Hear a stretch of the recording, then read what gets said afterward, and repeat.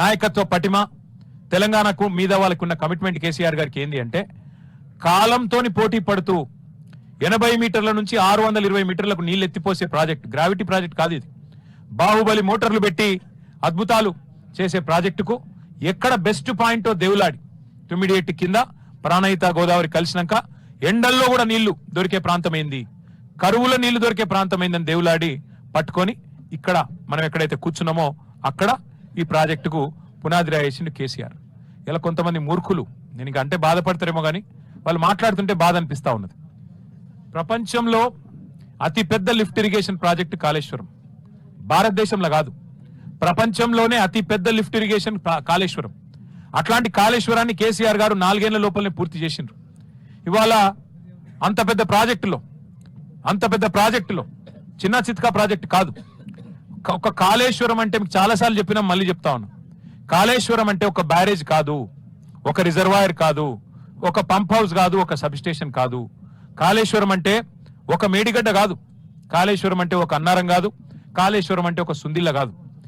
ఇక్కడ ఒక బ్యారేజ్ ఇక్కడ ఉంది, కానీ కాళేశ్వరం అంటే 3 బ్యారేజీలు, మేడిగడ్డ, అన్నారం, సుందిల్ల, 15 రిజర్వాయర్లు. ఏంటి ఉన్నాయల్లా? మా మిడ్ మానేరు, రాజరాజేశ్వర సాగరు, మలకపేట, లోవర్ మానేరు, అటు పైన రంగనాయక సాగరు, మల్లన్న సాగరు, అట్లాగే కొండపోచమ్మ సాగరు, గంధమల్ల, ఇట్లా 1-2 కాదు, బస్వాపూరు, ఇట్లా 15 రిజర్వాయర్లు ఉన్నాయి. 21 పంప్ హౌజులు ఉన్నాయి కాళేశ్వరంలో. అట్లాగే ఇప్పుడు సరస్వతి పంప్ హౌస్ లాగా, లక్ష్మీ పంప్ హౌస్ లాగా, పార్వతి పంప్ హౌస్ లాగా, ఇప్పుడు మనం ఎక్కడైతే కన్నపల్లిలో ఉన్నామో అది లక్ష్మీ పంప్ హౌస్. ఇట్లా 21 పంప్ హౌస్లు, 19 సబ్ స్టేషన్లు, 203 కిలోమీటర్ల సొరంగ మార్గాలు, అట్లాగే 1531 కిలోమీటర్ల కాలువలు, 98 కిలోమీటర్ల ప్రెజర్ మెయిన్స్, మొత్తం కలిపి 141 టీఎంసీల సామర్థ్యం, ఏది స్టోరేజ్ కెపాసిటీ. మీకు ఒక చిన్న ఐడియా చెప్తా, నేను ఒక చిన్న మాట చెప్తా. తుమ్మిడిఎట్టి ప్రాజెక్టు ప్రాణహిత చేవెళ్ళ అని పెట్టినప్పుడు, తుమ్మిడిఎట్టి దగ్గర సోర్స్ పెట్టినప్పుడు మొత్తం స్టోరేజ్ నిల్వ సామర్థ్యం ఎంత అయ్యా ప్రాజెక్టు అంటే 16 టీఎంసీలు మాత్రమే. దాన్ని 142 టీఎంసీలకు పెంచింది కేసీఆర్ ప్రభుత్వం. మల్లన్న సాగర్ భారతదేశంలోనే అతి పెద్ద artificial man made reservoir, 50 TMC కెపాసిటీతో కట్టిన రిజర్వాయర్ మల్లన్న సాగర్. ఇట్లాంటి ఎన్నో అద్భుతాల సమాహారమే కాళేశ్వరం. అందులో ఒక్క బ్యారేజీలో 370 పైచిలకు పిల్లర్లుండే 3 బ్యారేజీలు కలిపితే ఒక్క బ్యారేజీలో 2 పిల్లర్ల కాడ కొంత కుంగుబాటు వచ్చింది.